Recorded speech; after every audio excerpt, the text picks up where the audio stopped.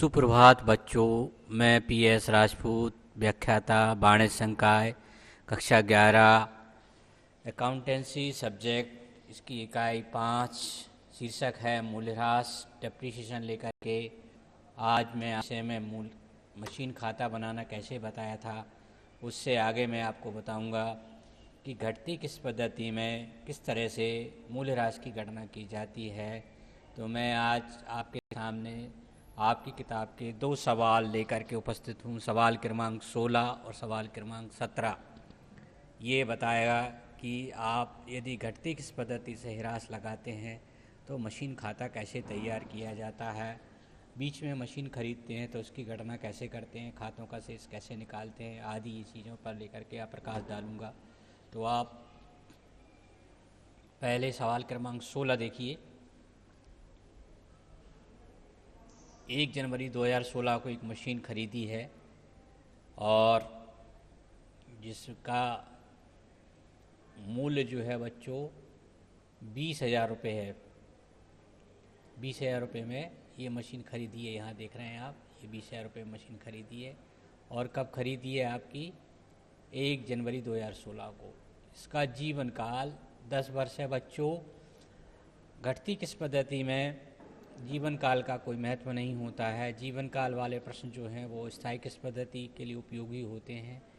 यहाँ प्रतिशत विधि का ही मीनिंग होता है। यहाँ बच्चों जो प्रतिशत दिया है ये सबसे महत्वपूर्ण है आपका, कि आप देखेंगे कि यहाँ पर जो प्रतिशत दिया है 12% दिया है वार्षिक। 12% वार्षिक के हिसाब से हम ह्रास की गणना कैसे करेंगे ये देखा जाएगा। ये और ये मशीन की कीमत है आपकी, कितनी दी है? मशीन की कीमत 20,000 रुपये दी है। कब खरीदी है? ये 1 जनवरी 16 को खरीदी है। तो ये 3 चीज़ें महत्वपूर्ण है बच्चों। डेट 1 जनवरी 2016, मशीन कितने की खरीदी? 20,000 की। ह्रास जो लगाना है 12% लगाना है। तो हर साल बच्चों पहले साल इस पर 12% लगेगा तो कितना ह्रास आएगा।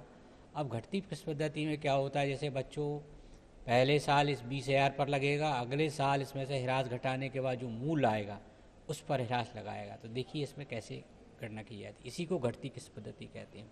अर्थात पहले वर्ष में जो ह्रास लगता है वो संपत्ति की लागत पर लगता है और अगले वर्ष जो ह्रास लगता है संपत्ति की पहली तारीख को जो शेष है उस पर ह्रास लगता है। अर्थात घटती किस पद्धति में आपको हर वर्ष ह्रास की गणना करनी पड़ती है, जबकि स्थायी किस पद्धति में ऐसा नहीं होता। स्थायी किस पद्धति में केवल एक बार मूल्यह्रास निकाल लेते हैं, वही मूल्यह्रास हम हर साल मशीन खाते में डेबिट करते चले जाते हैं, ह्रास खाते में डेबिट करते चले जाते हैं। ह्रास की राशि चूँकि व्यय होता है और वो हमेशा डेबिट होता है। तो स्थायी किस पद्धति में हमें ह्रास की गणना बार बार नहीं करना पड़ती है, जबकि घटती किस पद्धति में पहले साल संपत्ति की लागत मूल्य पर, अगले साल संपत्ति का जो घटा हुआ मूल्य आता है उस पर, इसलिए इसको घटती किस पद्धति के नाम से जानते हैं। तो देखिए बच्चों मैंने इसकी गणना कैसे की है, आप देखेंगे। ये देखो आप, पहले वर्ष में आपका जो यंत्र है वो कितने का, फार्मूला ये लगेगा, मूल्यह्रास बराबर संपत्ति की कुल लागत गुणित दर बटे 100। 20,000 का 12% बच्चों कितना हो गया आपका? 2,400 रुपये हो गया। ये 2,400 रुपये ह्रास लगेगा इस पर। देखिए आप पहले साल। और किस पर लगेगा? ये मूल लागत पर। दर प्रश्न में दी रहेगी। इस पे बच्चों जो है प्रतिशत विधि से ही मूल्यह्रास की गणना करते हैं। इसमें सूत्र विधि का प्रयोग नहीं होता है। घटती जो किस पद्धति है उस पर दर के माध्यम से ही निकालती है और यही फार्मूला होता है। संपत्ति की कुल लागत पहले साल के लिए दर बटे 100, ये आ गया 2,400 रुपये। अब अगले साल देखिए बच्चों, अगले साल जो देखो, पिछले साल ये मशीन की कीमत कितनी थी आपकी? 20,000 रुपये थी। इसमें से कितना ह्रास लग गया था आपका? 2,400 रुपये लग गया था। तो इसमें से इसको घटाएंगे तो अगले साल के प्रारंभ में जो हमारे पास शेष आएगा वो कितना आएगा? 17,600। तो अगले साल जो ह्रास लगेगा इस मूल्य पर लगेगा, ना कि इस मूल्य पर लगेगा। ये पिछले साल लग चुका है इस पर। तो इसको कैसे लिखेंगे अब सूत्र को? जहाँ संपत्ति की अपन ने लागत लिखा था यहाँ अपन अब क्या लिख देंगे? वर्ष के प्रारंभ में संपत्ति का जो शेष आ रहा है वो लिखा जाएगा। तो वर्ष के प्रारंभ में संपत्ति का शेष कितना है? 17,600। तो गुणित दर बटे 100 हो गया। 17,600 का 12% यदि बच्चों निकालेंगे तो कितना आएगा? 2,112 रुपये आएगा। तो इस साल इसका शेष हिरास जो आएगा 2112। पिछले साल जो आया था वो 2400 आया था। तो अब अगले साल क्या होगा, अगले साल क्या होगा, इसमें से इसको घटा देंगे, इसमें से इसको घटाएंगे, घटाने के बाद जो शेष आएगा उसका 12% निकालेंगे। तो पहले साल जो लगा था वो 20,000 पर लगा था, 20,000 का 24% आया था। अगले साल अर्थात दूसरा वर्ष 20,000 में से हमने 2400 रुपये हमारे हिरास के घट गए होंगे, संपत्ति 17,600 की बची होगी। आगे अब खाते में और देखेंगे ये कैसे आया।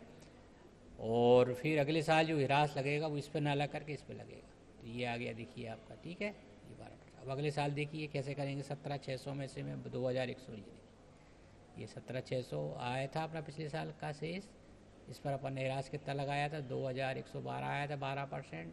अब इसमें से ये घट गया होगा तो चालू साल के प्रारंभ में इसका मशीन खाते का शेष जो आएगा इतना आएगा, तो इसका 12% लगेगा। तो इसका 12% कितना हो गया, ये बच्चों आ रहा है 1858 दशमलव कुछ पैसे आ रहा है।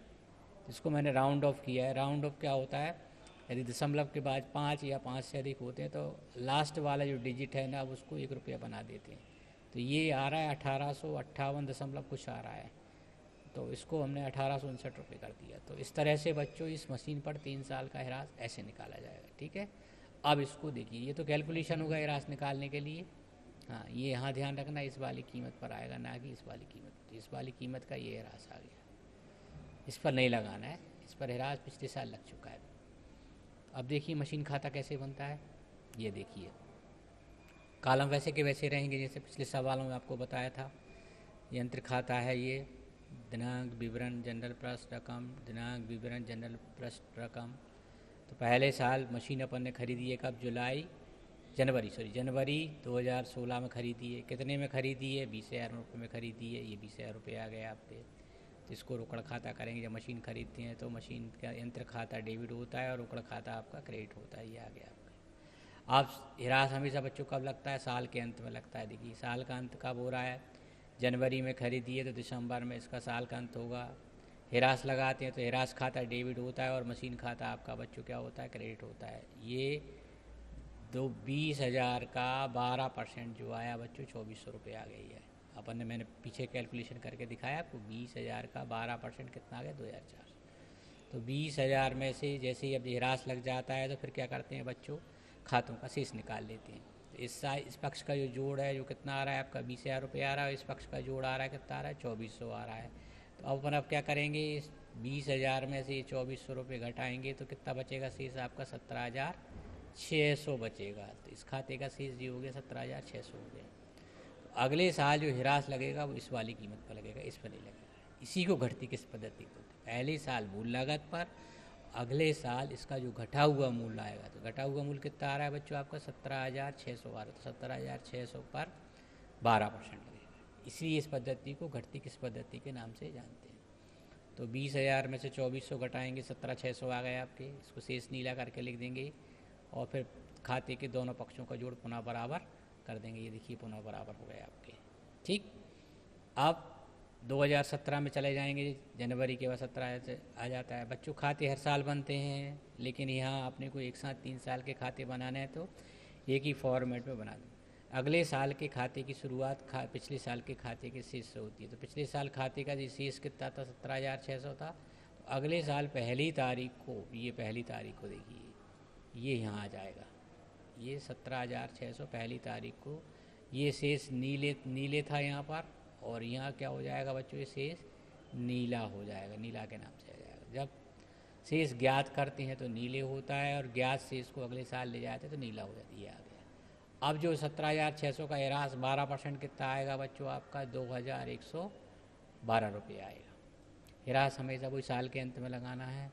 फिर क्या करेंगे बच्चों, इस 17,600 में से अपन क्या करेंगे, 2,112 रुपये घटा देंगे तो अपना शेष कितना बचेगा इस साल, 15,488 रुपये आपका शेष जो बचेगा, ये 15,488 रुपये आ गया इस खाते में से। अगले साल जो हिरास लगेगा वो इस वाले अमाउंट पर लगेगा और ये हिरास यहाँ आ जाएगा। देखिए यहाँ आ गया। इस साल के लिए ये शेष नीला हो गया, 17,600 में से इसको घटाया तो यह बचा आपका 15,488। तो और फिर खाते का जोड़ बराबर कर देते। जब शेष निकाला जाता है तो दोनों पक्षों का जोड़ बच्चों में बराबर करना होता है। ये मैंने बराबर कर दिया है, ठीक है। 18 में इस खाते का शेष कितना बचा, 15,488। अब जो हिरास लगेगा 12% इस पर लगेगा और कितना आएगा इसका, ये आएगा 1858 कुछ आ रहा है, इसको राउंड ऑफ कर दिया मैंने। फिर खाते का शेष निकाल देंगे, इसमें से ये राशि घटा देंगे तो ये कितना बचा, 13,629। 15,488 में से हम 1,859 रुपये घटाएंगे तो 13,629 रुपये आएगा। ये इसका उत्तर बच्चों, इस सवाल का ये उत्तर हो गया।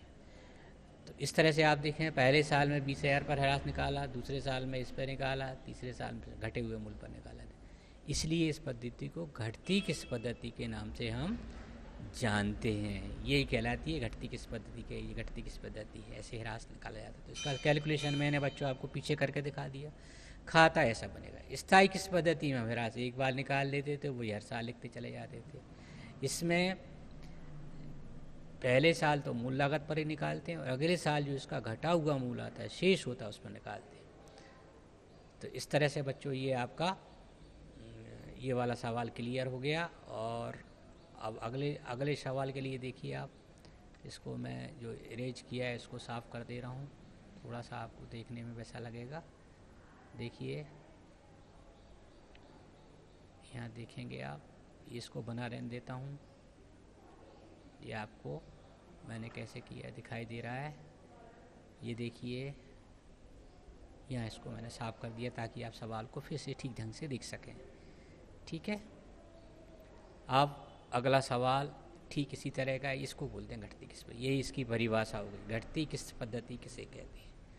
संपत्ति के पहले साल में संपत्ति के किस पर लगाया जाता है बच्चों, मूल लागत पर। अगले साल इसका जो घटा हुआ मूल आता है उस पर से ह्रास लगाया जाता है, इसलिए इस पद्धति को घटा हुआ मूल होता है। तो पहले साल इसका मूल्य ये था, अगले साल इसका मूल्य ये बचा, अगले साल इसका मूल्य ये बचा।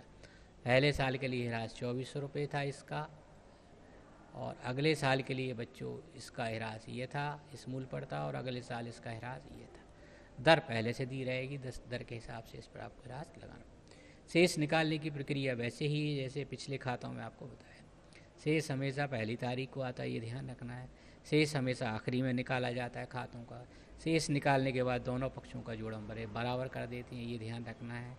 ये बराबर की प्रक्रिया करना भूलना। खातों का जोड़ हमेशा एक सीध में लगाना है, इन बातों का आपको ध्यान रखना होता है। 2y का इस्तेमाल करना है, डेट सब में डालना है। देखो यहाँ डबल डेट आ रही है, तो इस तरह से ये काम आपको करना है। एक छोटा सा सवाल बोर्ड परीक्षा में पूछा जाता है और फिर आप अच्छे अंक इसमें ला सकते हैं। अब अगला प्रश्न देखिए आप, ये है आपका 17वां सवाल है। ये बोर्ड परीक्षा में आया है। जब पहले ये वाला जो यूनिट है 12वीं में था, फिर बाद में इसको बीच में आकर के इसको बदल करके 11वीं में ले आए। तो 12वीं में जब होता था तो इस पर ये वाला जो बोर्ड परीक्षा में पूछा गया, फर्नीचर खाता बनाना है। 3 फर्नीचर खरीदे गए हैं, एक 3,000 का, एक 200 का, एक 1,000 का, और इन सब की डेट अलग अलग है बच्चों। पहले वाला फर्नीचर जो है जनवरी 16 में ख़रीदा गया है। दूसरा 1 जुलाई 17 को ख़रीदा गया, ये देखिए। तीसरा वाला 31 मार्च 18 को ख़रीदा गया, ये देखिए 3 है। इस पर जो ह्रास लगेगा 16 में बच्चों, वो पूरे साल का लगेगा। इस पर जो ह्रास लगेगा 16 में कुछ भी नहीं लगेगा, क्योंकि 16 में है ही नहीं। 17 से लगेगा पहले 6 महीने का, फिर अगले साल पूरे आपका जो है साल भर का लगेगा। इस पर 18 में केवल 9 महीने का ह्रास लगेगा, क्योंकि 31 मार्च को ख़रीदा है। 31 मार्च से दिसंबर तक बच्चों 9 ही महीने होते। दर यहाँ जो दी है कितनी दी है, 10% है और वार्षिक है, ये ध्यान भी रखना है, क्योंकि प्रतिवर्ष शब्द का बड़ा महत्व होता है। प्रतिशत शब्द या प्रतिवर्ष या वार्षिक या सालाना शब्द होता है तो संपत्ति पर घटती हुई किस पद्धति में उतने समय का ही मूल्यह्रास लगाते हैं जितने समय मशीन उपयोग में आई है, ये ध्यान रखने वाली होती है। तो 3 साल का आपको फर्नीचर खाता यहाँ पर तैयार करना है। ये आपका प्रश्न हो गया। और अब देखिए इसका मैंने ह्रास का कैलकुलेशन कैसे किया है। ह्रास का कैलकुलेशन कैसे करके दिखाया मैं आपको बता रहा हूँ। देखिए पहले साल 2016 में आते हैं। संपत्ति की लागत कितनी है बच्चों आपकी? संपत्ति की जो लागत है वो 3,000 है 10% के हिसाब से। ₹300 हो गया, 10% है, ₹300 आएगा पहले साल। 3 फर्नीचर है, ध्यान रखना है। तो 16 में हमारे पास जो 3000 का ही फर्नीचर है, इस 3000 के फर्नीचर पर ही ह्रास लगाना है। सूत्र वही का वही रहेगा जो पिछले सवाल में था, वैसे का वैसा लगाना है आपको। दर प्रश्न में दी रहेगी आपकी, दर प्रश्न के हिसाब से आपको चलाना है। और ये प्रतिवर्ष आ गया आपका। अब अगले साल क्या होगा बच्चों, इस 3000 में से ₹300 तो हिरास में चले गए, तो कितने बचे होंगे आपके पास? 2700 बचे होंगे। देखो कैसे आया है, मैंने कैसे किया है। 17 में जब जाएंगे तो पहले वाला जो फर्नीचर वो 3000 का था, ₹300 हिरास लगने के बाद कितने का बचा होगा? 2700 का बचेगा। इस फर्नीचर पर ₹2700 पर हिरास लगेगा, तो 2700 का 10% ₹270 आ गया। बट बच्चों साथ ही साथ इस साल 1 जुलाई को जो है एक मशीन 200 फर्नीचर जो है ₹200 का ख़रीदा है। तो 1 जुलाई से 31 दिसंबर तक बच्चों 6 महीने होते हैं, इसलिए इस वाले फर्नीचर पर ये ₹200 का है, इस साल में जो ख़रीदा गया है, इस फर्नीचर पर हमें कितने का हिरास लगाना पड़ेगा?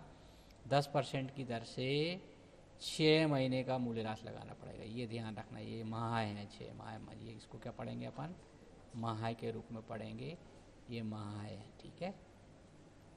मंथ लिख देते हैं इसको, ये माह हो गया आपका। माह के हिसाब से ये हिरास लग रहा है, 6 माह का हिरास है। यहाँ देखेंगे आप, 6 माह का हिरास हो रहा है। 6/12 कर दिया, इसलिए तो कितना आएगा बच्चों? ₹10 आएगा। तो इस 17 में इस तरह से बच्चों इस वाले पे 270 और इस पे ₹10, तो टोटल हिरास कितना आएगा? ₹280 आएगा। ये ध्यान रखना है आपको।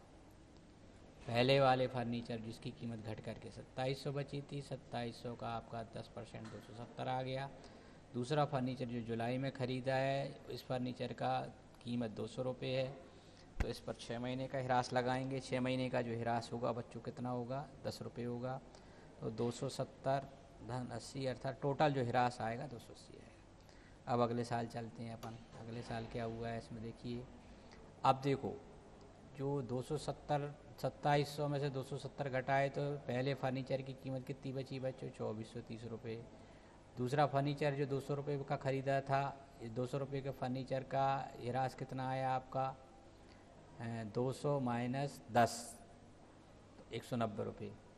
ये 2 फर्नीचर हो गए आपके। पहला फर्नीचर ये और ये मिलाकर के जो कीमत हो रही है बच्चों कितनी हो रही है, इसको हमने दोनों को जोड़ा, 2430 और 190 बना करके ये ₹2620 आएगा। तो इस पूरे 2620 पर हम 10% का ह्रास निकालेंगे तो कितना आएगा आपका? ₹262 आएगा, ठीक है। यहाँ ध्यान रखना है, पहले वाला जो फर्नीचर उसकी कीमत घट करके बची है ₹2430, दूसरे वाले फर्नीचर की कीमत घट कर बची है 190। दोनों का इकट्ठा जोड़ निकालेंगे तो ₹2620 आएगा। तो 2620 का 10% ₹262 हो गया। अब एक फर्नीचर और 18 में ख़रीदा है जिसकी कीमत है ₹1000 है, और ये कब ख़रीदा है? 31 मार्च को ख़रीदा है। तो मार्च से लेकर के दिसंबर तक आपके 9 माह होते हैं। तो ये 9 माह का फर्क है बच्चों, यहाँ पर 9 माह का अपने ह्रास निकालेंगे। ये मंथ हैं आपके, तो मंथ करते हैं तो 9/12 और कर देंगे, तो 1000 × 10 × 9/12 × 100 कर देंगे तो ये ₹75 आ गया। अब देखो, पिछले 2 फर्नीचरों का हिरास आया था ₹262, ये आ गया, ठीक है। और इसका जो हिरास आया था ये आ गया, दोनों को जोड़ दिया तो कितना हो गया? 337। अच्छा, तीसरे साल में ₹337 का हिरास लगाया। तो इस तरह से आपको हिरास की गणना करनी होगी बच्चों, इस तरह से हिरास आप निकालेंगे इसके लिए, ठीक है। अब मैं इसको साफ़ कर दिए रह रहा हूँ ताकि आपको देखने में सुविधा रहे, साफ़ लगेगा। गणना करते समय आप ध्यान रखेंगे। पहले साल जो फर्नीचर है ये भी देखिए आप दोनों तरह से देख सकें। ये मैंने इसको भी साफ़ कर दिया, और पहले साल के को भी इसको मैंने साफ़ कर दिया है। ये देखें आप, ये हो गया। अब अपन आ जाते हैं कहाँ? ये नोट है, ये नोट आपको बनाने पड़ेंगे, कापी पे बना करके दिखाना होंगे बच्चों। नोट अब बस उतारना है क्योंकि ये सारा कर। अब फर्नीचर खाता देखते हैं। यहाँ पर जो चीज़ खरीदते हैं बच्चों वही खाता। फर्नीचर है तो फर्नीचर खाता, यंत्र है तो यंत्र खाता, मशीन है तो मशीन खाता, भवन है तो भवन खाता, कंप्यूटर है तो कंप्यूटर खाता, जनरेटर है तो जनरेटर खाते के नाम से खाता खोला जाता है। तो 1 जनवरी को बच्चों कितने की मशीन फर्नीचर खरीदी है अपन ने, 3,000 रुपये की खरीदी है। तो फर्नीचर खाता डेबिट होगा और ऊपर खाता क्रेडिट हो गया, ये आ गया आपका है। फिर इस साल के अंत में 31 दिसंबर को इस पर अपन ने 10% ह्रास लगाया तो 300 रुपये आया था। तो 3,000 में से अपन 300 रुपये घटाएंगे तो बच्चों शेष कितना बचेगा आपका, 27 रुपये। ये खातों का शेष निकालने का तरीका होता है, दोनों पक्षों को जोड़ लेते हैं, ज़्यादा वाले में से कम वाले को घटाते हैं। संपत्ति खाते का हमेशा डेबिट शेष होता है, डेबिट जोड़ ज़्यादा होता है। 3,000 में से 300 घटेंगे 27, और फिर जोड़ लगा देते हैं। जोड़ हमेशा एक सीध में लगाते हैं और बराबर होते हैं। अब अगले साल जब 16 में जाएंगे तो इस फर्नीचर खाते का शेष अगले साल यहाँ 1 तारीख को ये पहुँच जाएगा आपका 2700 रुपये, और इसको शेष नीला करके लिखेंगे। और कब लिखेंगे बच्चों, 1 जनवरी को लिखेंगे, ठीक है। लेकिन साथ साथ 1 जुलाई को एक फर्नीचर और ख़रीदा गया। इस फर्नीचर की कीमत हो रही है आपकी कितनी, 200 रुपये हो रही है। अब 2 फर्नीचर हो गए, पहला फर्नीचर इसकी घटा हुआ कीमत आई 2700 रुपये और नया फर्नीचर ख़रीदा 200 रुपये। तो इस वाले फर्नीचर का अपन ह्रास आएगा बच्चों 10% के हिसाब से 270 रुपये, ये आ गया। इस वाले फर्नीचर पर 10% 6 महीने का, 6 महीना भी करना है इसमें। इस घटती किस पद्धति में, दर के साथ यदि वार्षिक शब्द होता है तो उतने समय का ही मूल्य ह्रास लगाते हैं जितने समय फर्नीचर काम में आया। तो फर्नीचर यहाँ कितने काम में आया, 6 महीने आया। तो 6 महीने का ह्रास कितना आ रहा है बच्चों, आप देखें तो आपका यहाँ देखिए आप, ये 10 रुपये आया। पीछे मैंने कैलकुलेशन करके आपको दिखाया था ना, पीछे आपने कैलकुलेशन करके देखा था, ये देखो यहाँ देखिए, ये आया था ना, ये देखिए 200 रुपये का आपने 10% निकाला है ये। तो यहाँ भी आप देखेंगे तो यहाँ कितना लिखा है मैंने, ये देख, ये 200 रुपये का 6 महीने का 10, ये आ गया, ये दोनों को जोड़ के 280 हो गया। अब शेष निकालने की प्रक्रिया बच्चों इकट्ठी होती है। इन दोनों को जोड़ेंगे तो 2900 हो गया। अब 2900 में से दोनों का ह्रास इकट्ठा कर घटाएंगे तो ये कितना आएगा, 2620 रुपये आएगा। अलग अलग ह्रास, अलग अलग शेष निकालने की आवश्यकता सामान्यतः नहीं होती है।